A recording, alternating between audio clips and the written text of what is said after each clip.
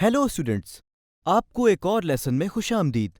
मुझे यकीन है कि अब तक आप स्ट्रक्चर और क्लासिफिकेशन ऑफ एलिमेंट से पीरियोडिक टेबल की लॉन्ग फॉर्म में अच्छी तरह से फेमिलियर हो चुके होंगे, जिसका मतलब ये है कि अब आप पीरियोडिसिटी के कॉन्सेप्ट को एक्सप्लेन कर सकते हैं, जो पीरियड में ग्रुप में नीचे की तरफ एलिमेंट्स की प्रॉपर्टीज और ट्रेंड्स को आइडेंटिफाई या फिर प्रिडिक्ट करने का हमारे पास ये एक मेथड है। इस वीडियो में हम एक और इम्पॉर्टेंट फिजिकल प्रॉपर्टी के पीरियोडिक ट्रेंड को एक्सप्लोर करने जा रहे हैं, जिसे शील्डिंग इफेक्ट कहते हैं। तो शुरू करते हैं। आप सोच रहे होंगे कि शील्डिंग इफेक्ट क्या है।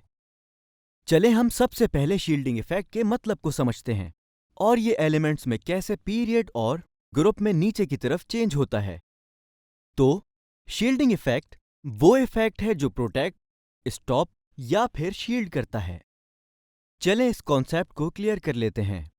एटम में मौजूद नेगेटिवली चार्ज पार्टिकल्स, जिसे हम इलेक्ट्रॉन कहते हैं, वो न्यूक्लियस में मौजूद पॉजिटिवली चार्ज प्रोटॉन्स की वजह से न्यूक्लियस के इनवर्ट पुल के इन्फ्लुएंस में होते हैं।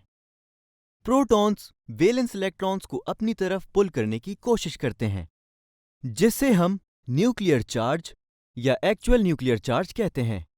न्यूक्लियर चार्ज इलेक्ट्रॉन्स को न्यूक्लियस की तरफ पुल करता है। समझ में आया?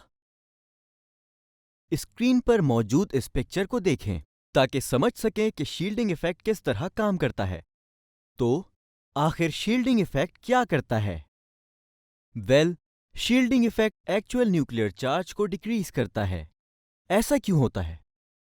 वो इलेक्ट्रॉन्स जो एटम और न्यूक्लियस के आउटरमोस्ट शेल के दरमियान मौजूद होते हैं, वो इस बात के लिए रिस्पॉन्सिबल हैं। ये इलेक्ट्रॉन्स वैलेंस इलेक्ट्रॉन्स पर न्यूक्लियर चार्ज रिड्यूस करते हैं। तो इनर इलेक्ट्रॉन्स की प्रेजेंस की वजह से न्यूक्लियस की तरफ वैलेंस इलेक्ट्रॉन्स की अट्रैक्शन पार्शियली रिड्यूस हो जाती है। ये बिल्कुल टग ऑफ वॉर जैसा है।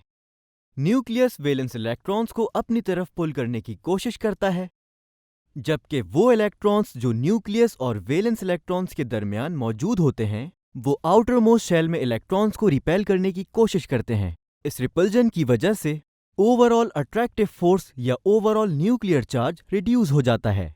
यही वजह है कि valence electrons actual nuclear charge के मुकाबले में कम न्यूक्लियर चार्ज एक्सपीरियंस करते हैं। ये decrease nuclear charge effective nuclear charge कहलाता है। तो हमें याद रखना चाहिए कि इफेक्टिव न्यूक्लियर चार्ज हमेशा एक्चुअल न्यूक्लियर चार्ज से कम होता है। न्यूक्लियर चार्ज का ये रिडक्शन इनर शेल में प्रेजेंट इलेक्ट्रॉन्स के शील्डिंग इफेक्ट की वजह से होता है।